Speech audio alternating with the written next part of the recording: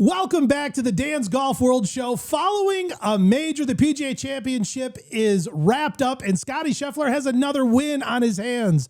We're also going to take a look at Rory McIlroy and the controversy over his non-conforming driver. Tensions were flaring all over the golf course. We got some fines that are going out for some explicit language that was being used. And you know what? I was out there. I don't blame them one bit. All coming up right here on Sports Illustrated's own Dan's Golf World Show.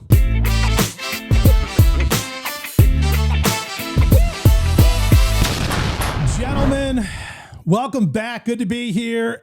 Following a major, I feel like the buzz is still in the air in the golf world, the golf community. Rich, I see you're still down at Quail Hollow yourself. Are you feeling the buzz yourself? Oh, it's so good. I couldn't leave. Like, I'm so excited to be here. This weekend was so awesome. There's so many ups, so many downs. The lead taking place and changing from, like, it was almost hole to hole. It was changing. Like, oh, it was so epic. Loved it. Gary, we got you joining us. Where are you out there, Gary? I see you got a beautiful golf course behind you. I'm in Orlando, Florida. After this, I'm going to go play Hawks Landing. Very nice. Well, I'm glad you were still able to join us with your wildly busy golf schedule.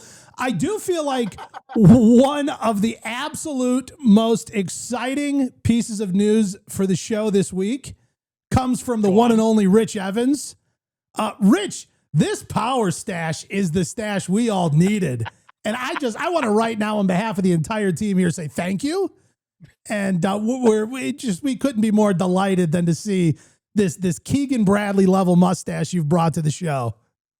Absolutely love it. I was rooting for Keegs. I think he finished like T8, so he was playing some awesome golf, gave me some inspiration, even though he didn't have the stash this weekend. But, you know, I was just like, I got to rock it. Besides, the beard's too hot during the summer. I had to knock it down, and like, I'm going with the stash. You know, I was in a wonderful position this weekend on Sunday down there at Quail Hollow. I was right where the players come off the green and kind of go up their little exit chute to go back to the clubhouse and sign their scorecards.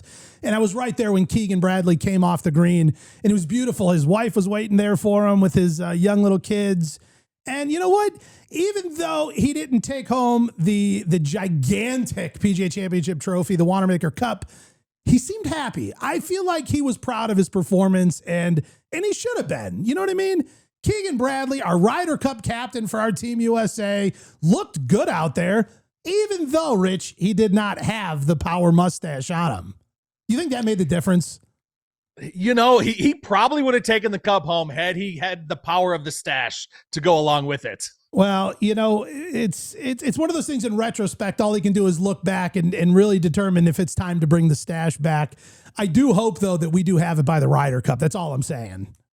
Well, what's funny is because he definitely views the stash as lucky or good lucky. We learned that from back when he was playing in TGL. And so I'm hoping that his 8th place finish, he's not like, that was awesome in a major, like, I'm going to keep no stash. Like, I hope that's not his view. I hope he views it as, I didn't win in the major, so I'm going to grow it back to hopefully take the next tournament. Well, yeah, I mean, you can't deny data. You know what I mean? The data's there. If we look at it and we're all being honest with ourselves, there is power in the power stash. And you know, maybe we can get in contact with somebody from Keeg's team and, I don't know, maybe influence a decision there. You won some money this weekend. I did. You know, okay. I'm new to the whole sports betting scene. I haven't done a lot, but I decided to jump on one of the old betting apps and threw a few bets out there. And I decided to go a little wild and take some of these long shots. And I bet on a few hole-in-one opportunities. And one of which I decided to throw $1 on Siwoo Kim to, you know, get a hole-in-one. What does the guy do? It was a 250-yard par 3, just a monster. I think he pounded like a 3-wood or something at it, rolls it right up into the cup. Boom. 140 to 1. I got paid $140 on that $1 bet. Thank you, Siwoo. You should have put $5 on that. Well, here's the problem. I picked like 25 guys to do it. And, you know, I mean, I made money. You got to do it. Now, I have a question about just real quick, and we'll be done with it. But for sports betting, if you bet all out winner, Yeah. Can you only bet one all-out winner when it comes to golf, or can you bet like 5 guys? I think you can bet as many as you want, and they'll take your money, and you'll lose on all 20 and win on only one. Is my understanding. There was a lot of bets I made that were for too many people to win the same thing that I was betting on, like a bunch of people in the top 5. I came out a little ahead, barely. I think that hole-in-one saved me. All right. Well, let's get. What a thing to bet. I know it was wild. One of the things I was doing that was beyond wild, in the DraftKings app, there's a section called social, and you can see what other people are betting. And I was throwing like $1 or $2 on the most ridiculous parlays. Like one of them was like a 96 leg parlay that had like the Royals winning and like all this other like wacky stuff. And you don't even know what's going on. I have no clue what's going on. My uncle's hit some Absolutely stupid zero parlays like that. Some of them were like, your dollar could pay you back $14,000 if it hits. I don't even think 3 of the legs even hit on some of these. It was bad. It was fun. All right, we're getting off the rails here. Let's try and keep this show together here. But Scottie Scheffler winning another major outside of the Masters, I'm excited for him. I feel like this guy, I mean, I'm not the first one to say it, has a lot of potential in his golf career, but he's also now halfway into his Grand Slam. Rich, in your opinion, do you think Scottie Scheffler has a Grand Slam in him?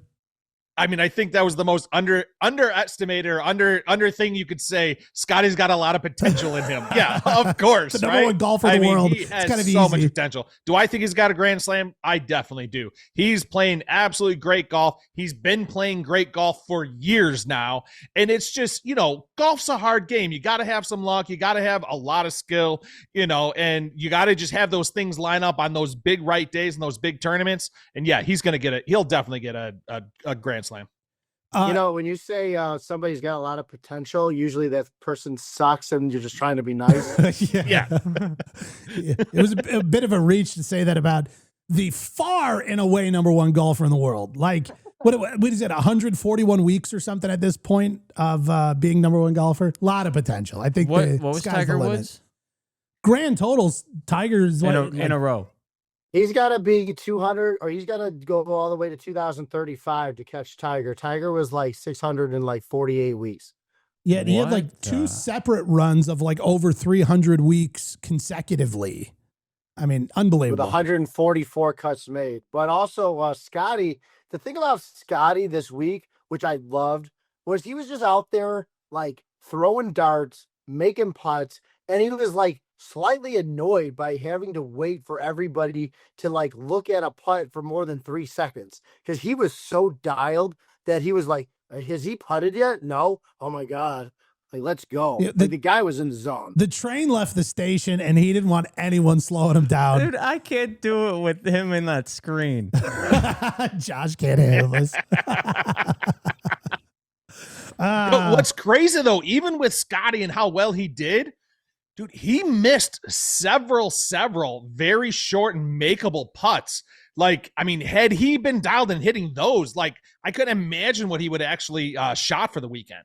Yeah, well, that's always what's wild about him, is you're like, wow, all these shots he left on the table, and he still wins by like a massive margin. 5 or 6 strokes, something like that. Yeah, Green Mile who? Yeah. Oh, man. All right. I forgot which hole it was. I was following him out there on the course, and it was a monstrous par 4. I'm trying to remember. I don't know. Pounds driver, sails it down the hill. It might have been 14, might have been 15. I don't remember. And here we are. So I've got the earpiece radio in. I'm listening to the broadcast. So I see him pound this drive, but we can't really tell what it does when you're standing up by the tee box. And I hear on the radio, the ball's in the air, lands just short of the green. It's rolling up, it's rolling on. Scottie Scheffler hits it to 3 feet. You're just like, dude, like unbelievable. 3 feet.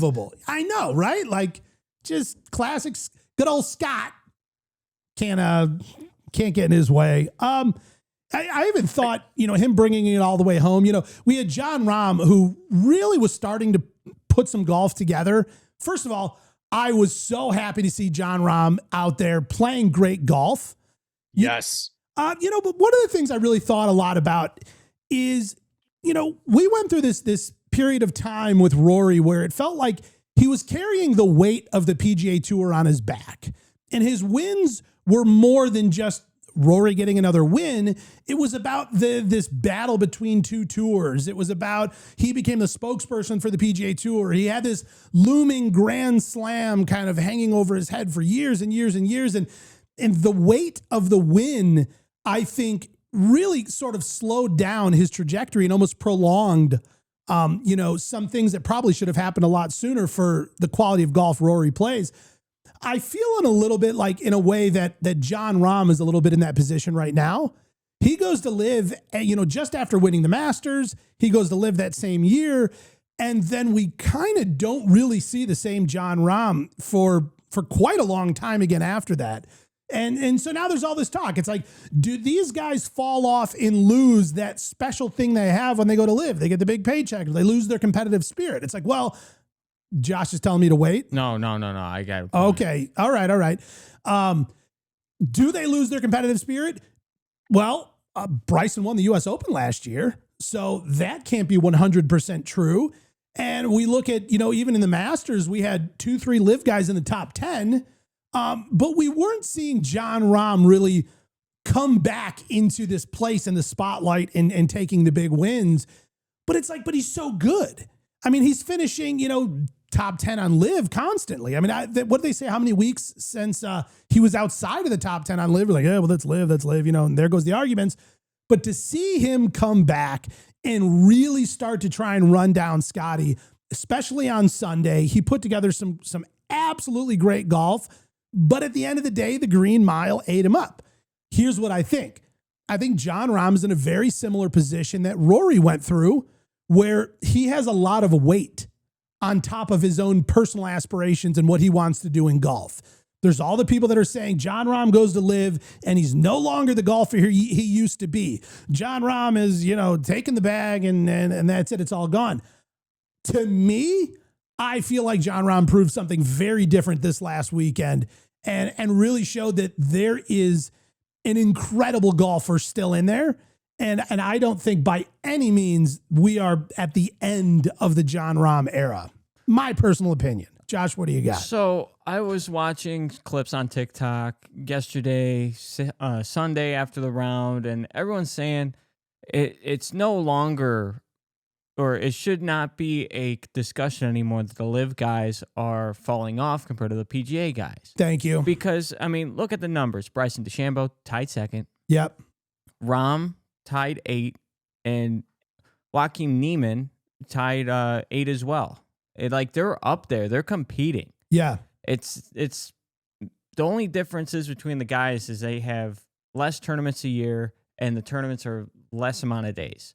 Like, any pro golfer can go out and play 72 holes a day with quality. It shouldn't depend on how much they play or where they play, when all these LIV guys are starting to really tie it down and make moves. I agree. I mean, I do think, even like Tiger before his latest injury was just saying he's like, I just need to get out and play more tournaments. There's something about tournament golf. You'll also notice a lot of these guys try and play the weeks leading up to a major to make sure that they're in that tournament mindset, tournament mode. So the only thing I would wonder is there an effect that these guys have, from playing less tournament golf? Not that they've lost their competitive edge, but that they're not in the competitive environments enough or as often, and what effect that might have on their overall play. And I really think, to kind of compound on what both you guys are saying, I don't know if you guys listen to Dan Rappaport at all. He had a great, he was talking about this same topic, and his take on it, I thought, was huge and lines up exactly what we're talking about. I think, when people go get the bag at LIV, it's an individual thing. I don't think you can just blanket say that, oh, you went to LIV and so now you're not playing good. It's going to be, some people get that bag and now they can sit back and they don't care as much and they're not out there driving those extra balls and they're not doing the stuff like that. But some guys still have that competitive spirit. And if you look, the 3 guys that Josh just named, all 3 are in the top leaderboards of LIV. Yeah. Right. So Yep. it is definitely correlating back and forth. As far as you're leading in LIV, you are still can be leading in the PGA.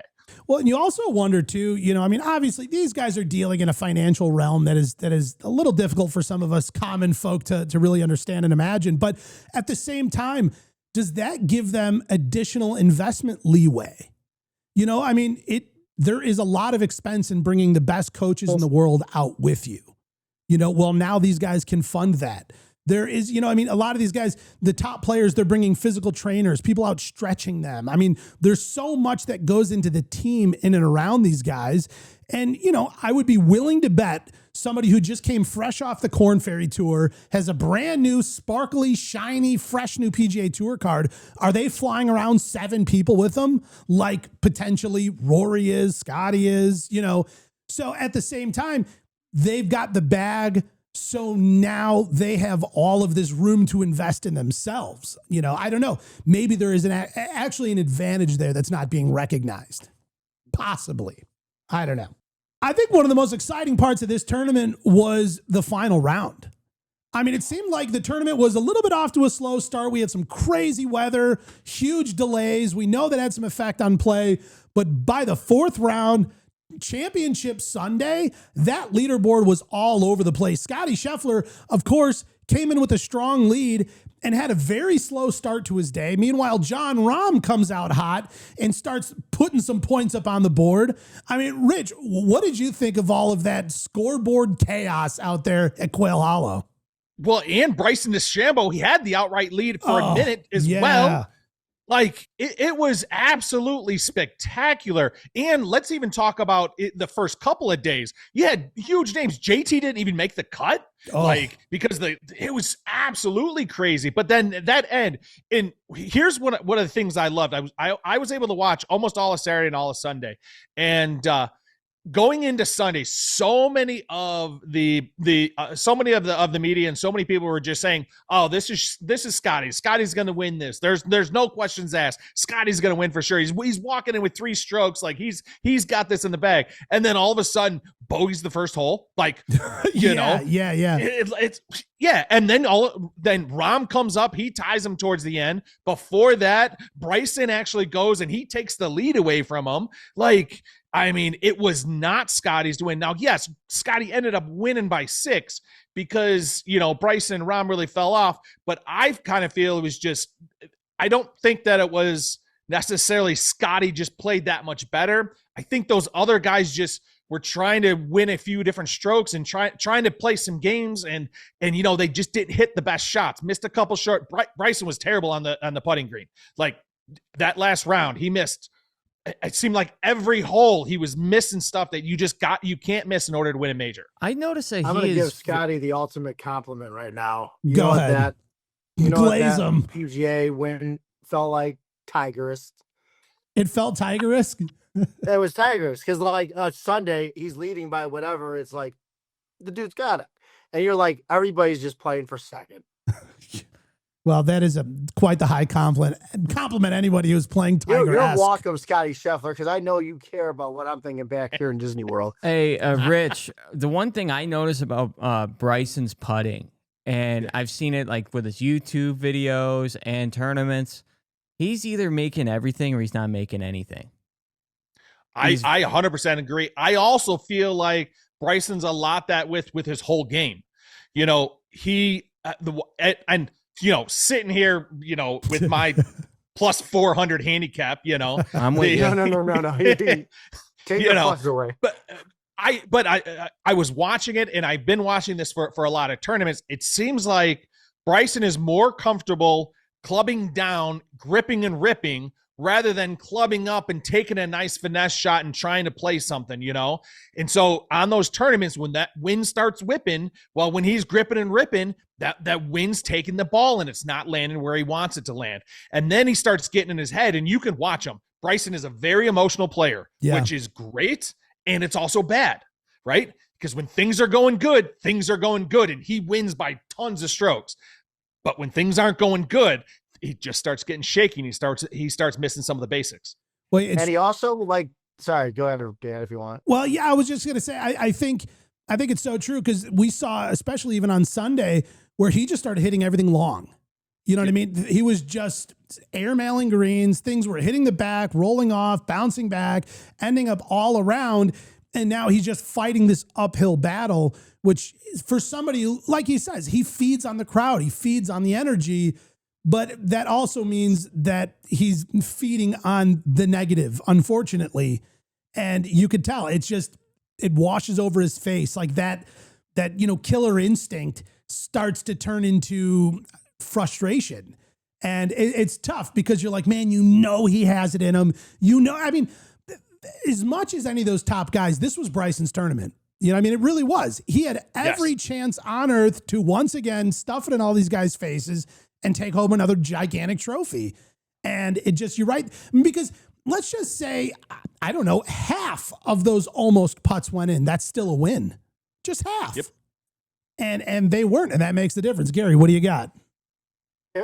It was annoying to me because a lot of good golfers that you're just not having that day. You kind of just brush it off, and it's like, and I know this is this is a PGA Championship, but it's like every time Bryson missed a putt, he'd be like pointing at something or like yelling about something, and it's like, dude, you just missed the putt. It's not the green's fault. It's nobody else's fault but you. So stop trying to make it like you're so good that and you are so good. But he was like, oh, this and this. It's like, no, you're rationalizing it to make it not your fault. So don't do that. It could be worse. You could have said, I'm not doing media. Oh, well, that's a good point. Josh, it's so funny you were going to say that because I was literally going to say what he was doing is what I'm saying is he's that emotional player, right? And he lets his emotions, he lets them just fly, which is part, I think, of why people way back when didn't like him because he would let his emotions fly. But now people are getting to see that, hey, that he's just a real person. But just like you said, Josh, with all of that being said, with all of his emotions, with all of everything, there were two guys that waited behind to make sure to get him, to make sure to congratulate him. And it was Bryson that said, hey, man, I'm really proud of you. That was awesome. And who was the other guy? Mr. Keegan Bradley. Mr. Mustache himself, even though it was missing. That's right. Well, here's the thing, what I'm curious about. And these guys have to be in a mental place to do what they do. And they have to have this deep belief in themselves that I am the best. And they have to step up over every ball that I am the best. I can do this and I can beat Scottie Scheffler.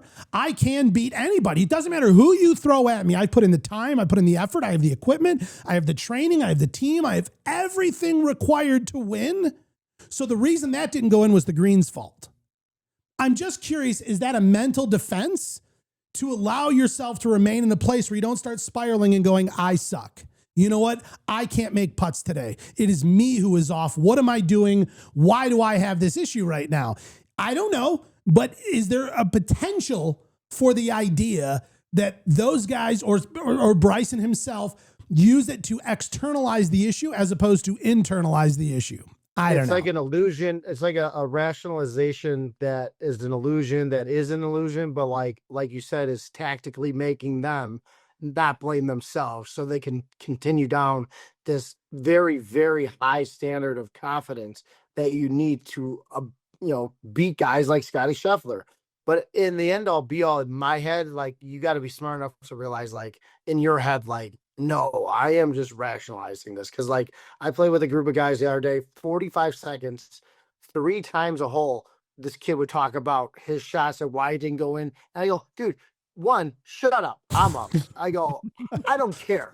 You missed the putt. I go, get over it. I go, 2, we don't do this here when somebody's pre-shotting their thing because that's just bad etiquette. And 3, don't do it again. Otherwise, we're not playing.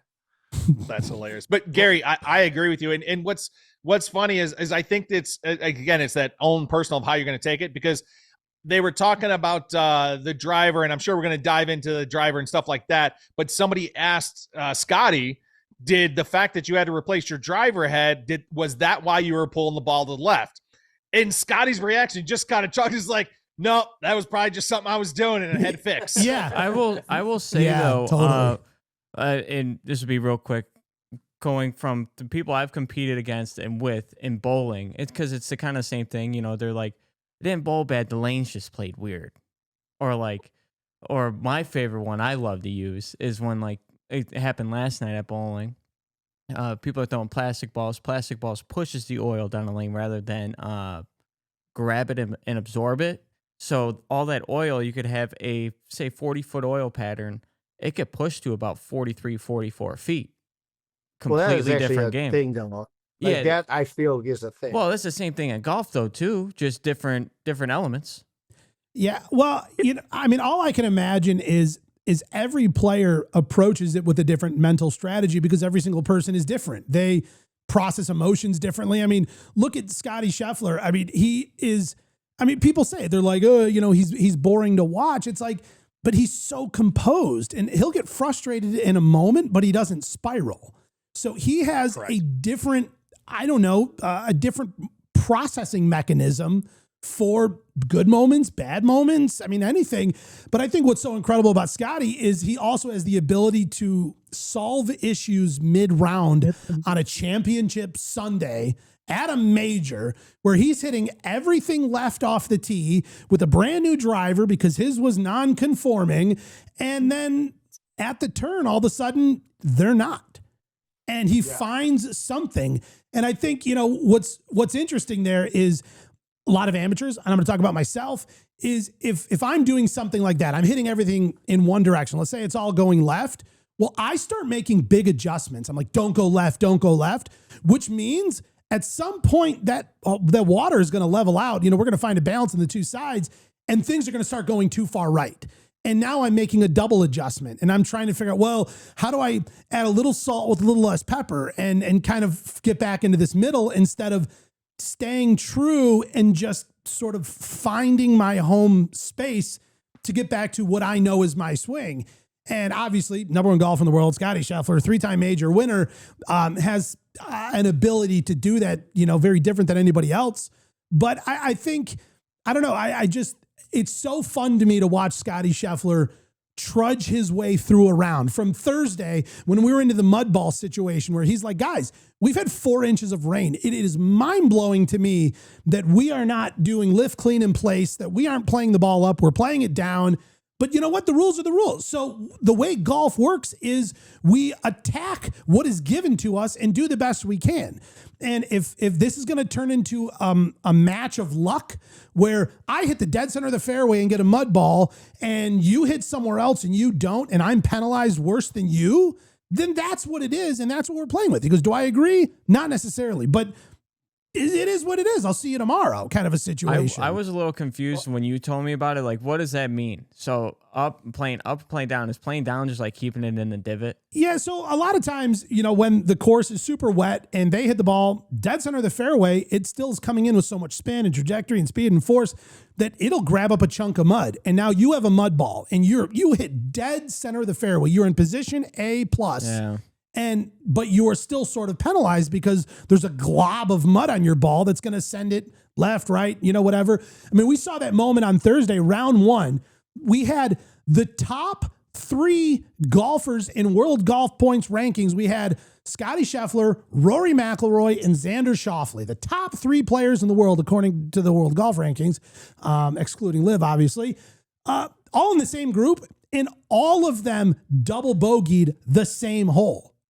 I don't know if there was a single app out there offering odds on the possibility of that the top 3 golfers in the world would double bogey the same exact hole, but we were in this mud ball situation. So a lot of times, not necessarily as much in majors, they'll say, hey guys, it's lift clean in place. So when you get there, wherever your ball is sitting, put a little mark, put a little tee next to it, pick it up, give it to the caddy. He wipes the ball off, and then you get to place it back down, where it was, and hopefully, and if there was a divot or a mud hole or something like that, you kind of get to work around that.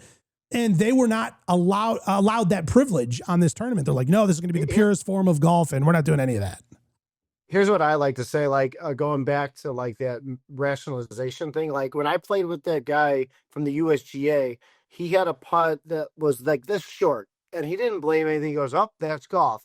And then right there, like a really etiquette type of dude or like a mental grit type of person will look at that guy and go, 1, he's got his shit together because he's calm and he just realizes they can't blame anything else but himself maybe. 2, he's already over it. and it's not this conversation that we're having. And 3, the most important thing is he's not making everybody in the group feel uncomfortable with this negative, energy. So it's like, 1, you have mental grit. 2, you have etiquette for the players around you. And 3, you have like this logical understanding that it could have possibly been you. So all those 3 things together create a really good golfer to me. But the mud ball thing, I swear, I think that, yeah, the rules are the rules, and if everybody's playing a good, great grand, but if not, I swear, like, they should be able to move it. I agree with Scottie fully hard. Well, Shane Lowry on that, had one of the absolute worst representations of what happens when you get in one of these unfortunate lies. And Shane Lowry hits it right into the fairway. Beautiful drive, rolls it out there, and it lands, in a hole. Not even in just like a patch of like a little bit of missing grass. The ball was absolutely buried. Barely even sticking up out of the ground.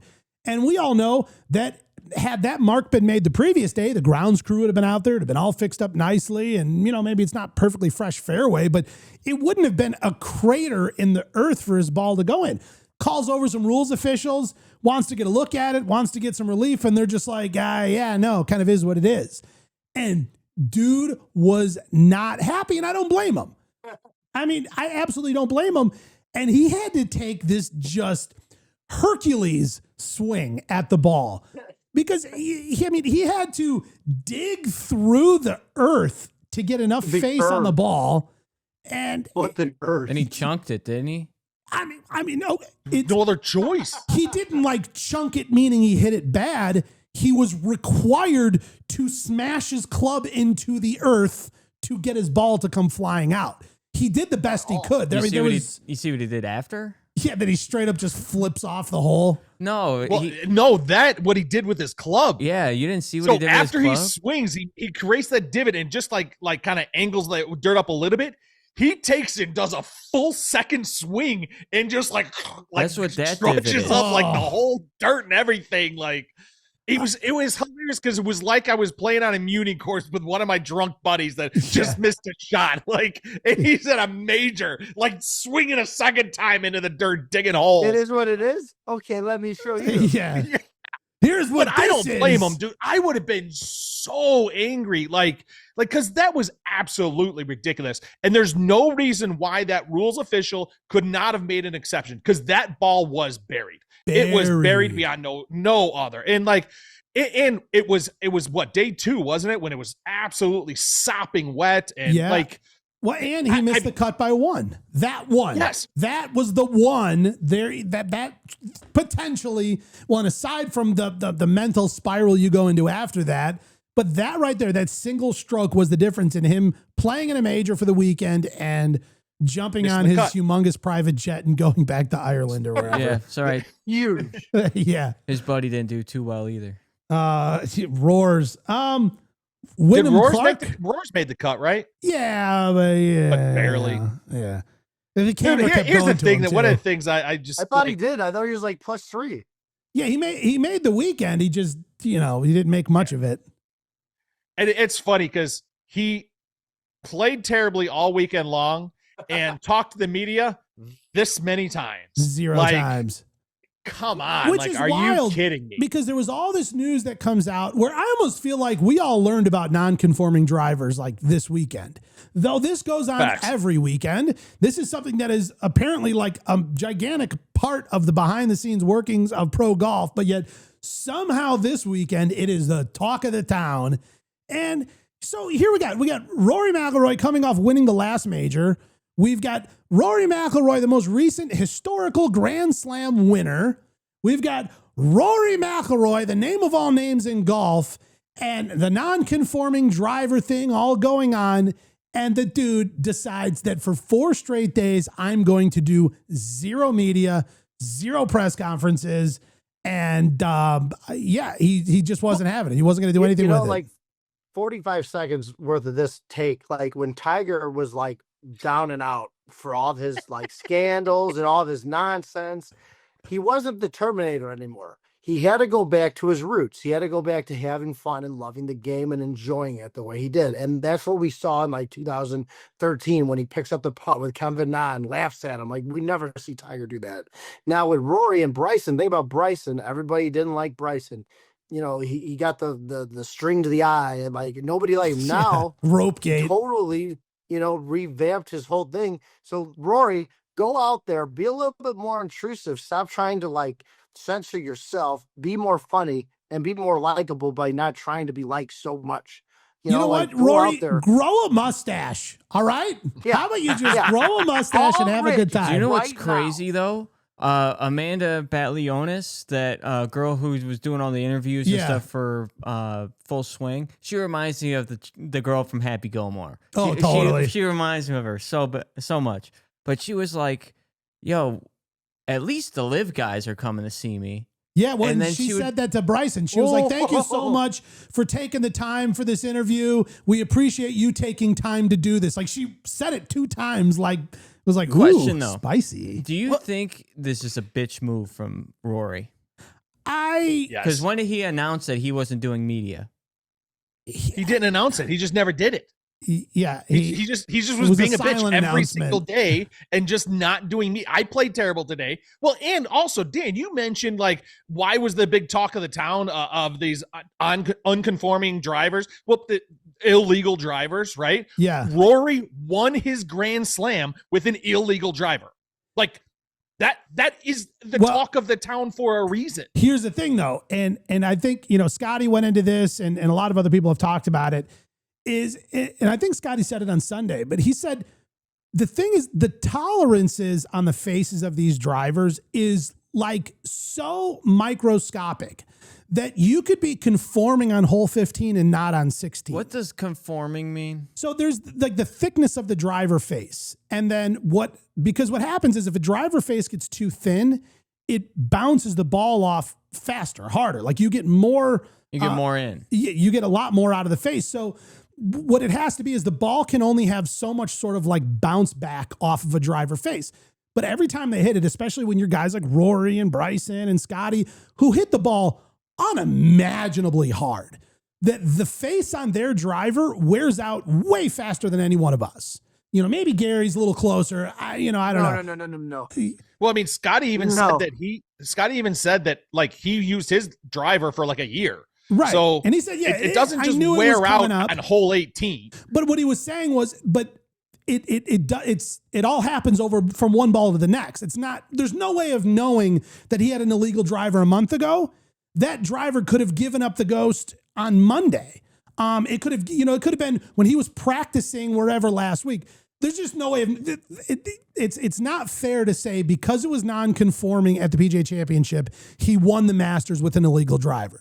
That's my whole point. I just say it's a gigantic leap that there's no way to guarantee. But the only way you do guarantee it is if you go with what Scottie said, and he goes, we're kind of half-assing this thing. Why are we only picking a third of the group and testing them periodically? Either let's all test or let's all not. Well, I think, Dan, both things can be true and both things can be said. All right. One, we are, like Scottie said, we're half-assing it and we need to be testing more. Yes. But 2, there was an illegal driver in his bag that won the Grand Slam. But there's no way of it was knowing tested that. right after that. No, it was tested right a after month the Grand Slam. later. I mean, that could have been 2,000 golf balls later. From what I heard the report was his driver head was tested right after he won. I thought it was tested this week, and that's why he was playing on a backup driver. It was tested on Monday. Scottie's driver was tested this week. Rory's driver was tested after the Masters. Somebody check this because it was my understanding that Rory's driver was non-conforming this week. Yeah. So he played this week on a backup driver, and then everybody's like, "Oh, well, that's why he had such a bad time." Yeah, and then we're like, "Well." Thing. But so did Scottie, and he won and never complained. So which of the two is it? Can I have a small rant about Rory? Go on. So the guy wins the Masters, all high and mighty, happy, loves the world, right? But then 2 weeks later, or however long it's been since the Masters, 3-4 months later, goes to PGA Championship. Stuff doesn't really go his way. Everyone's saying Rory calendar year Grand Slam, calendar slam. And I'm like, that won't happen. Not even in the But cars. then he goes, okay, I can't use my driver. Okay, one tick that was bad. Play like crap. Second tick that's bad. I played so bad, even though people still want to see me and have my opinions on golf, I'm not giving it to them because I played bad. Ding, ding, ding. That's 3 in a row. This kid struck out. 3 strikes, you're out. Dude. Send him to live. Like, come you got to. Really quick. You know. Can we say one thing? You know that Chad guy that had cancer that was in Black Panther and everybody thought he was just stopped Chadwick working out? Boseman. You just never know what's in somebody's social life. So I'll give Roy just this much of that. He faked Possibly his there's something going on. divorce. That's rumored now, too. Hey, you know what? Scottie what'd is you say? proof that you can turn your life around from being a hardened criminal to winning the PGA Championship. Anything's possible. So there's hope for Rory to really get things turned around no matter what he's going through at this point in his life. Rich, what'd you find? When was Rory's? So I did find that it was the testing before Quail Hollow that it was found. So It was deemed that's when it was. It was non-conforming right at before. Quail. Yes. Okay. The question I have is, since the Masters, how many tournaments has Rory played in? Well, the question, because he doesn't only hit his driver at tournaments. No, I'm He not saying that. probably Just hits it asking. every single day of the week. You don't think so? What do you think? Like he just like warms up and goes out and plays at the Zurich, you know? Hey, I don't know. I don't know what his Zurich? practice schedule is, because obviously he barely even made the cut this week. So Question. I don't know. This whole club thing, is this only start? for drivers, or does this happen to your woods? Say you have a hybrid in there, or like your irons. Does that happen? Or is it just the irons, technology? No, their non-conforming wouldn't be about the thinness of the face because the faces are super thick. But I guess potentially it could be with the woods. Well, But it could be with the irons. I know you're only allowed so deep of grooves and Yeah. also so shallow of grooves and stuff like that. So that could be non-conforming with those. Yeah. How do you feel about the year of the woods? The year of the The woods. fairway woods. We like all the years That's- of Tiger Woods, Josh. Oh, dude, no. They're saying this is the year of the fairway woods. Well, it is like I think it was it Colin who was using a 9-wood? Somebody's Yeah. got a 9-wood out there. I can't wait till we've Yeah, got he like a 14 wood. You know what I mean? Like Yeah, who my knows where it's grandpa gonna go? Give me my Dead. 58. No, that's the wrong one. You have 58 degree 58 wood? wood. Hey, is there a rule on how many clubs can go in your bag or have to go in your bag? So it's 14? 14, and you don't need 14. But then if you're playing like you and me on a team, our clubs have to equal 14 together if you're going to use any of my clubs or I'm going to use any of your clubs. Gotcha. Oh, that And means then we'd of be the 14, screwed. I heard this somewhere, and that's going to be totally wrong. Are you required to use every club in your bag at one point during the weekend? No. Oh, absolutely not. Oh, okay. I My heard that 4-iron's so lonely in that bag. Just sits there going, why if you like me? I'm like, because I don't need you. I'm on the last hole and I have to hit it. I want to talk about Wyndham Clark, speaking of frustrating moments. So I love this. Wyndham Clark, a little frustrated, not having a great time. And he's standing on the tee, hits driver. It's not even like it was terrible. It goes in a bunker. It's not like, he like banana sliced it off 3 holes over or something like that. But the dude gets straight up pissed, turns around, whips his driver. Okay, T-Mobile hat right into the T-Mobile sign. I mean, like your A1 plus sponsor right going across your forehead, and you blast your driver right into the T-Mobile sign. There's not a chance that the people who write his checks were pumped about that. That's all I'm saying. You make Gary laughs already froze. I went back in my chair like this. Yeah, dude, All right, guys, my health inspector just showed up. I got to bounce because I have to go over there for this. All right, Rich. Well, you do what you got to do, and we'll either see I you in get a the bit first or next mustache week. ride. Gary wants first mustache ride. Dibs over there. Okay. Please Nice. edit that out. Yeah. Don't want that in there at all. All right. Thank you, Rich. Since Thanks, we're guys. kinda- I'll see you guys around next week. All I right. see, Rich. How about Brooks Koepka? Oh, dude. Dude, catching some strays from some fans. Gary, did you happen to see what went down with Brooks and some fans? Please elaborate for those that haven't. Okay, I would love to. So here's Brooks. He's walking off the course in the sort of player corral, walking in between some like fan, hospitality areas. And as he's walking, a fan yells over to him something to the effect of, because he wasn't playing well, score was not looking pretty. He's like, "Oh, that's what happens when you go to LIV and take all the money," or something like that.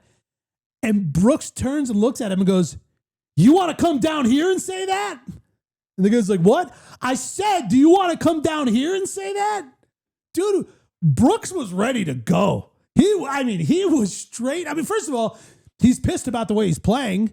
You know what I mean? Like, you got to be frustrated. Yeah, he's probably already ready to just go slam some clubs. And then to get somebody to throw that out there, that is tough. And didn't he win the PGA Championship when he just started in LIV? Yeah, he was a LIV player. He won the PGA Champion. Oh no, that was the US Open. Sorry, was it US Open? I thought it was the PGA. Well, US Open was 2017 at Erin Hills. Yeah, but he won his last PGA Championship was right at the very beginning of his LIV career, if you will.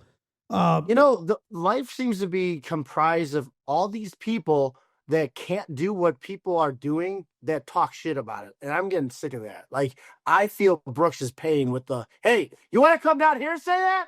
No? Yeah. All right. I didn't think so. Yeah.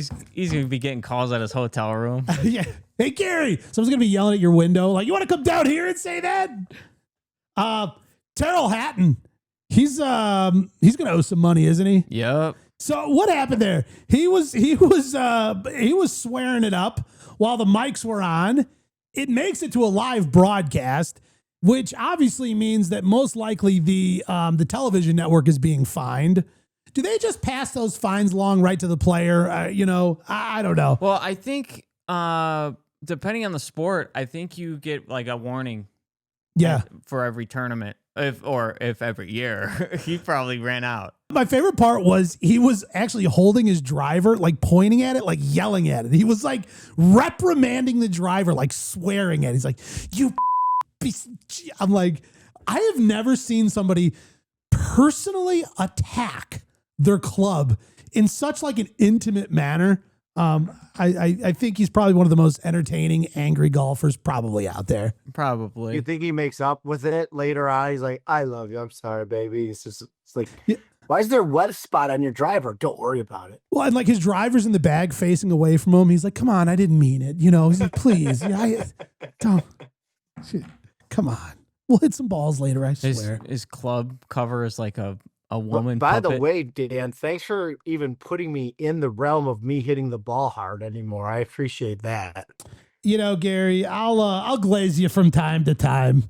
It's like once every 2 years, but I hold on to it. Well, you know what?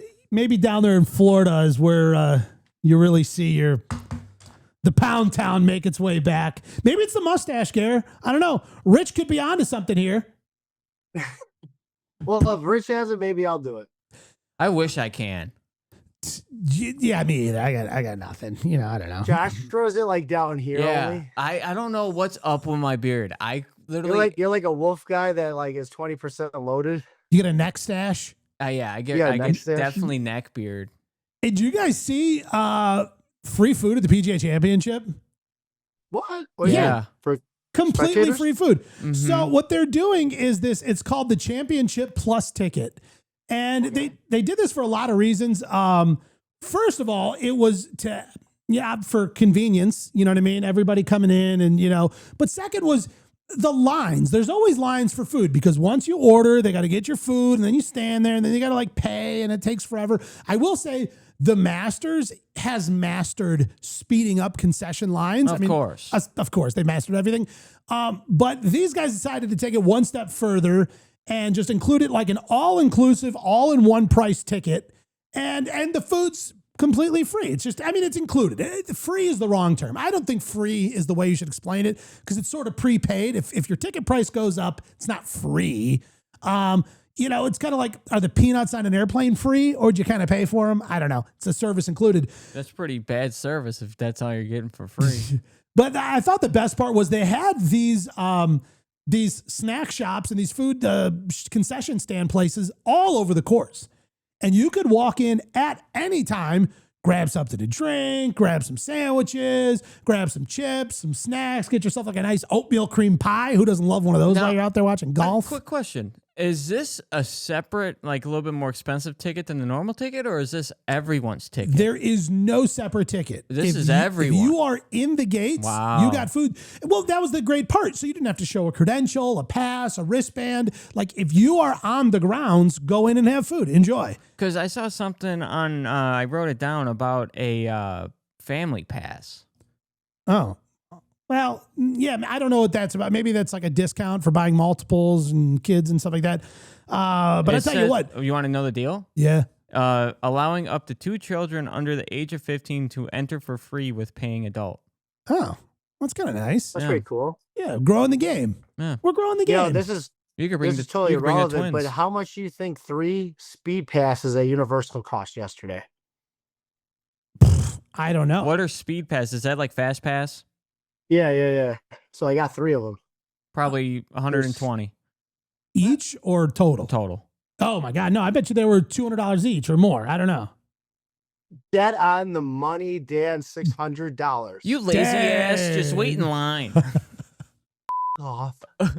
3 hours for Harry Potter, dude. All right, keep going. I can't. I didn't do it. I didn't want to do it. You should have watched the movie in line. Let me just tell you, that's facts. Let me just tell you, though, Starduster at Universal, best coaster you'll ever ride. Amazing.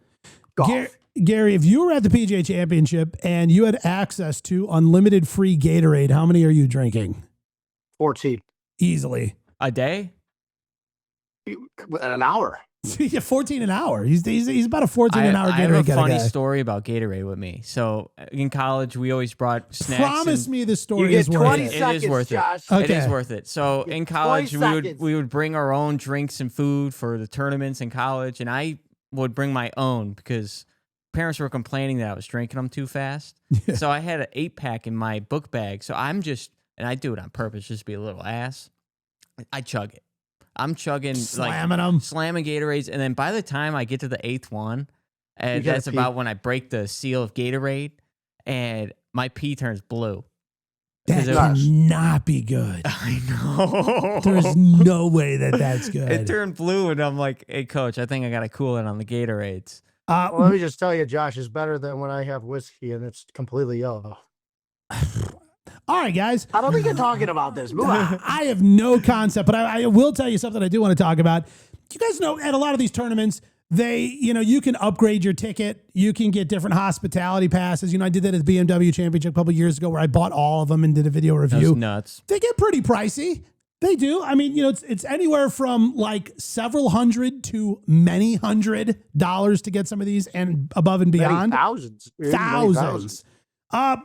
I love this T-Mobile. Okay, if you have a T-Mobile device, if you have a T-Mobile phone in your pocket or anything of any sort, you get to go in to their entire hospitality thing For free? Yeah, I got a T-Mobile now. dude, I'm telling you, I'm not gonna lie. Like, Man, I thought that was a pretty cool little perk for just That is a having really cool perk. the right kind of phone in your pocket. And let me tell you, like the first thing I enjoyed about it was the wall of air conditioning I hit. That alone made it worth paying my phone bill every single month. But then you get in there, there's TVs, there's couches, refreshments, like the whole thing. I'm not going to lie. To me, that is a sponsorship activation that I can get on board with right there. You got T-Mob? I got T-Mobile. I flashed the phone, showed it around a little bit, When I first got my first phone, like back when I was in 5th grade or 6th grade. The last year? And, yeah, thanks. We had T-Mobile, but this is when T-Mobile went through the really bad phase, and now they picked it up, and it's one of the best now. And It's lightning fast. I am so upset that I don't have T-Mobile anymore because of all the perks that they give everyone wherever you go. Like T-Mobile Field, you get some at T-Mobile Field when you go to the baseball game in Seattle. Jeez. Well, I know like at some like concerts, they'll have these things that you can go to like charge your phone Yeah. because, everybody's phone's dying. Let's go to a championship. You, me, Rich, and Josh, and then we'll go eat at T-Mobile, and then we'll wait for Josh outside. We'll be like, it's so cold in here. We'll be out in a while because it's Josh, could you bring me my jacket? I'm bringing one of the other iPhones. Yeah. Well, here's what I got in the works, guys. All right. What do you got in the works? I was chatting with the T-Mobile gang. I'm like, well, this is great. You guys are at the PGA Championship. Where else are you going to be? They're like, oh, we're going to be at the Ryder Cup. Oh. I was like, really? I don't know. Maybe we could work something out. Maybe, I don't know. Maybe something. So I don't know. Who knows? It's all pie in the sky. It's all, maybe they're just being nice to me because, they want to, break my little heart. But maybe on a long shot, we can get something going and maybe do little T-Mobile action with the Dan's Golf World show They come need- the Ryder Cup. We should try to get all 4 of us out there. Dude, that's the only way. Here I am telling all these stories. I feel like if now we would have, obviously an exponential amount of stories from everybody, not just my own. Do you know what sucks? Is like I picked you up from the airport yesterday. You sure did. And I appreciate that. First thing I wanted to talk about was the PGA Championship. Yeah. But like at the same time, I'm like, I don't want to talk about too much because I still want to have that true reaction to what we talk about here. I know. Like So it's I'm the whole like, save it for the show thing. Yeah. Dan will text me like throughout the whole week, and it'll be like 2 in the morning, and we're talking about what happened that day. So it'll genuinely be there, and if anything, you could just tee it up for him better. But Dan, do you know what course this is behind me? Not at the moment. Not from this Begins with angle. an Aaron, ends with a Hills. Oh, that's pretty much our new home course. We're Aaron Hills guys now. Yeah. Hey, Great Josh. course. Oh, good news. I did have a couple notes here. You can bring up to 2 guests with you for just being with T-Mobile. So we could still get you. I'm in. Don't worry. You're fine. I'm the help. I also thought the other interesting thing, I was chatting with some of the folks on the team there. They were saying that they help provide like technological infrastructure. So like powering all of the point of sale systems or all the shot link systems and stuff like that. So they bring out what they call like a private network. So it's not like the same cell phone network that we're all on. They launch a private network that the entire course then runs on. That's and cool. Can't be slowed down by like crowds of people and everybody like, trying to, Snapchat. That's almost like the BMW, ain't it? Or Yeah. not to be Mercedes or whatever the other. The AT&T Yeah, over yeah, at, yeah. but Josh, I'm trying to get something going with T-Mobile here, so shut Oh, up. I'm sorry. Jesus Christ. Gary, could you tell him over here? Like, what is he doing? I was just comparing it. I was comparing Get it. it. We love you. No, Let's just it's say true. It's also true. that the editing has been awesome. Josh, you've been doing wonderfully. Thank you. You really have. The show, you know what, Josh? I want 3 glazes a year. I wanted to bring you something back. Oh, there. I brought you something back to say thank you for all your hard work. It's the bracelet that gets you into the T-Mobile booth. Oh, terrible throw. Threw it on the hammer. Hey, you guys want to see what else I got? Yeah. All right. This isn't all of it, but this is some of it. I decided to just grab like a little hat. Oh my God. So Hey, you that get could- that presents, could fit but they're not Gizmo. presents. Let's They're see. like FU presents. Oh. It goes like Gizmo. Oh, Dude, it's a perfect fit. Now he's a PGA Championship gizmo. He's, looking down clearance. I'm glad you have nothing to say about that. That's right. You stay quiet. On the last day, they were doing 40% off a bunch of stuff. Oh. I know. So like on day 1, I go buy this like cool towel. It's kind of nice, right? Oh, yeah. It's a good looking towel. It's simple. Yeah. And I went back and like the same towel's like 40% off. So I just bought it again in another color.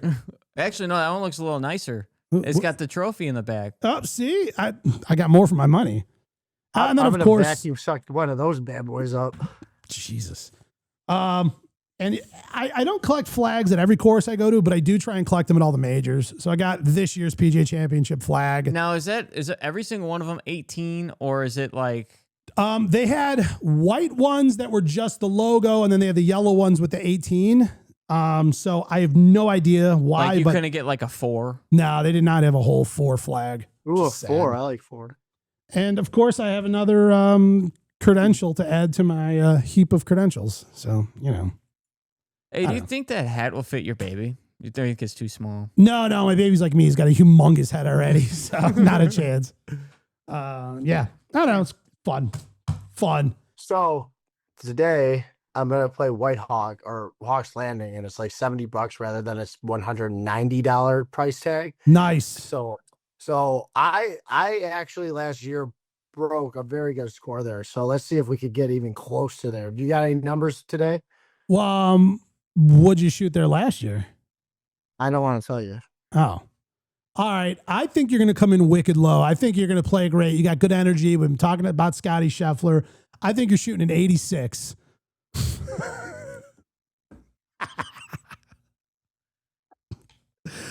Hey, I'm thinking. Hey, what'd you say, Dan? I said 86. I'm gonna say 78. That's a fair guess. That's a little more polite. What's Dan's real guess? Actually, I swear on everything, 78 was going to be my number. Oh, okay. Yeah. Telepathy over here. The only two people in the studio. I'm coming in with a 74. 74, nice. Look at you. I broke 70 here last year, and I played in under 2 hours. Is this going to be one of those TikToks where you say what you're going to shoot, and then the next shot is him with a score of 100? Just shank it. I swear to God, though, on everything holy, the other day, I shot a 46-44. Where? At a super simple course called Oak Springs, but it was like my. Were you blindfolded? Round. Huh? I said, were you blindfolded? Bro, it was like my 13th round in 3 days or something. Oh, let me tell you about this hole. I got exhausted. So we're playing a par 4. It's a par 3 course, but there's par 4s in there. And I hit a beautiful 3-wood shot about 60 yards to the pin, right? Beautiful. Just a glory shot. But so it goes green, literally maybe 10 yards forest, and then downhill, the green goes downhill into water. Guess what I shot on that hole? Hey. More? Oh my God. 10? 14. Lower. 12. 13. Oh my God. I put it in the water 3 times. God bless you for sticking it out and putting, like, keeping a score all the way up to 13. I mean, I don't know. Once Dan gets to double bogeys over. I'm done. Oh, no. I'm going to tear up the scorecard and I'm going home. No, we're very like, we barely give gimmies. Why? Because I don't know. I prefer to give gimmies, but I do understand because we're still learning how to play the game. Why is it though the worse the golfer, the more I don't know, they try to, the harder they try and make it. Well, because our gimme ranges are a lot shorter. Like it's got it like we're like 1 foot. We're looking at like 2 feet, like probably less than 2 feet for big a true gimme. No, it's usually club length. Yeah, I'm gimmying up to like 3.5 feet, unless you irritate me. And then we were playing that card game too, which was fun. That bag cards. Were you guys playing for anything? Like, was there a bet, a wager? The loser has to clean everybody's clubs. Like, is there anything on the line? Oh man! Then why don't you give gimmies? We play for pride. It's like nothing on the line. I am just opting in to be an asshole. I think why we don't play gimmies is because of the fact that we suck, and it's an opportunity for all of us to potentially like move because we don't when we play, our skill levels are all relatively bad. Like one of my buddies is a little bit better than us, but like we could compete. So that's like an opportunity for us to catch a couple strokes. Yeah, that's fair. You know what I want to do? I want to play against Dan for like $100 and everything is down, and just see the mental grit. And and part of the money you get $10 extra if you mentally and ethically, like your etiquette's great. All right, only if I get to decide what you consume that day. I'm in. Oh, all day. I'm in. I'm totally in. Wait, like all day? Yeah. Yeah, like a little kid. like if things aren't going wonderful and you maybe want to grab a drink from the cart girl, I get to yay or nay that. Oh, I mean, that's okay. Okay, you know what? I'm down. We're doing it. And Josh, when I come back, we're playing one-handed, and you're playing two-handed. My God. It's never happening. I want to take you. That 13 just riled me up, baby. I mean, that's what's crazy, though. Like, to be getting a 13 on a hole and still putting it out at 1 foot. It's like, at that point, it's like, dude, pick it up. You're good. Like, listen, you've got a 3-footer. You've already 12 strokes deep. Like, I'm not going to make you putt it out. Yeah. All I gotta say is I got in 2 10s in my entire life, and the one time I got a 10, the kid got an eagle, and I looked over at him. I go, "I'm so sorry." He's like, "No, I got an eagle." Well, I mean, All right, what we got going? Well, I'm trying to get us over to next weekend's tournament, the Charles Schwab Challenge, Fort Worth, Texas, Scottie Scheffler's backyard, the old Dallas Fort Worth. He's a Dallas guy. He's a regular Dallas cowboy. The Scottie Scheffler just keep it rolling, like wins PGA Championship, jumps on his humongous jet, flies down there, goes straight to the range, and just stays I mean, we're talking white hot. This guy is just boiling over with talent. Predictions right now, does Scottie Scheffler just keep the freight train rolling and win? yeah. I mean, look Top at the 5 field. for sure, or win. Well, look at the field. I wrote down actually this week. You guys told me there's no odds. I wrote down the odds this week and put it in odds order. Ooh, I like this a lot, Josh. And Scottie Scheffler is plus 250 compared to the next person is Jordan Spieth with plus 2,200. Wow, even Vegas only thinks Scottie Scheffler's going to win. Which, by the way, it was a terrible pick of mine for Jordan Spieth out there at the PGA Championship. Dude, since Rich isn't here, what are we doing? We'll redo picks later this week. No. Let's make our picks, and I don't know. We'll fly Rich's pick in maybe in editing or something like that. I don't know. We'll have to figure it out. We'll just talk about it on the next show. All right, so who won? Did I pick Scottie? All right, let me do my breakdown. Go ahead, Josh. All right, our picks for the PGA Championship. So I guess we did a terrible job this week before I do the rundown. 3 of us did not get any points. 0. First with me, Justin Rose, plus 9 with cut. Yeah, that would have been huge with 10,000 odds. Yeah. Next was Dan with Jordan Spieth. Cut. He shot plus 2. He had 5,000 odds. Then Rich, Justin Thomas, plus 3, plus 2,200. But then Gary with Scottie Scheffler, first place with 425 points. You times that by 4. That is, I believe, 16 something. Or no, it would be 1,700. 1,700 points for Gary? Which I All messed. right, I Gary, did, with the outright win. Very nice. I messed up the math, so the points are different. So all right. Well, when Rich is back, we'll. What a day! What a day for the boys. Look at you, Gary. How's it feel, hey, Gary? Could you get a couple words for all your fans out there? How it feels to take this big win? You know, it's like choosing who's gonna win in a one-man race, and you pick that one guy, and you know he's gonna win, and his name is Scottie Scheffler. And beating all you guys doesn't feel like much of a win, but no, I'm just kidding. It was a great time, and I'm so happy for Scottie. And I'm gonna get my pick first, right? 1 second, I am doing the math. I thought last goes first. Last goes first for picks. Yeah, you're right. For picks. For our picks in order. Yeah. So the order is me, Rich, Dan, Gary. All right. Because my guy was the lowest. Yeah. Also, let's put on the fact that who has picked actual winners. Like, I've picked an actual winner. Who else has picked an actual winner? Rich. Somebody did. Like Minwoo, it was Minwoo Lee. Didn't Rich get an actual winner? Yeah, Rich, I believe you and Rich are the only 2 to have an outright winner. You haven't had an outright winner, right? No. He hasn't even made the cut yet. Oh, shut up, Gary. He's the guy to withdraw and shit. I won last week. I was the last winner. Yeah. What are you even talking Rile him about? up. Rile him up. Yeah, I've never seen someone so bad at this game as you.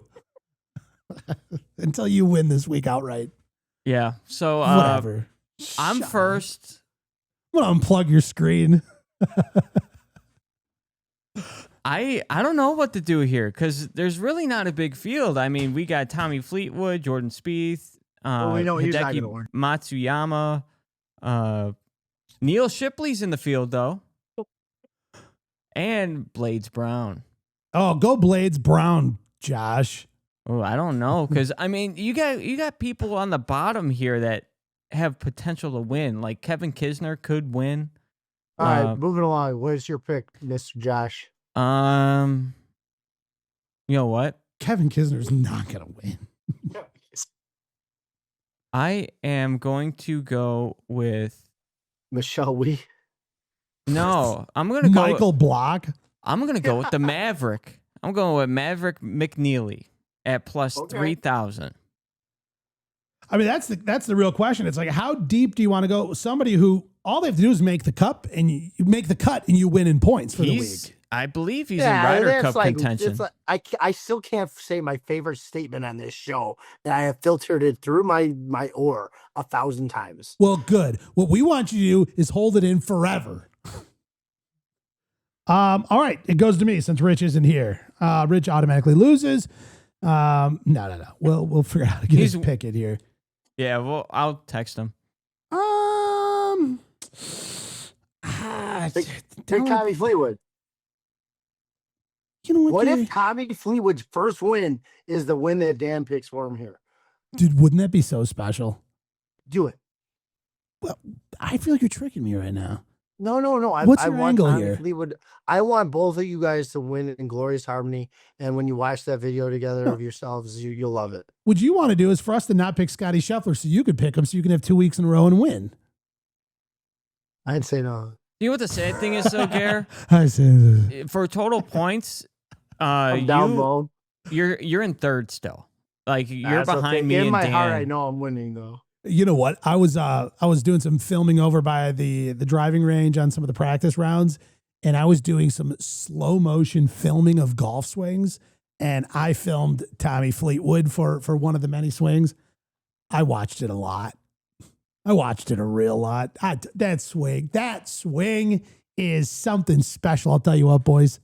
It's the rotation at the top of the hands and the club head. That, the way it just shallows out at the top. Like, it doesn't come up and over. It's not. Oh, my God. Do you know what you're one of getting my... ramped up to golf here, guys. Like, do you know how you're obsessed with Fleetwood swing? Thank you. I'm obsessed with watching. I don't even care who it is, but if you have a clean wedge shot and you have a splash divot rather than like just like a chunk, like a splash where it's a wide and it just goes out. Yeah. That is that's what keeps me up late. You know what? Fine. I'm taking Tommy Fleetwood. I am. You know what, Gary? Screw you, everybody. I'm taking Tommy Fleetwood. You know what? Because at some point, this guy is going to win on the PGA Tour. There's no way it's not going to happen. And you're right, Gary. I do want to back him on that week because he's my dog. We fast forwarded. It's like Wood Drew. Week 790. Everybody's got 2.4 million points, and I'm picking Tommy Fleetwood still.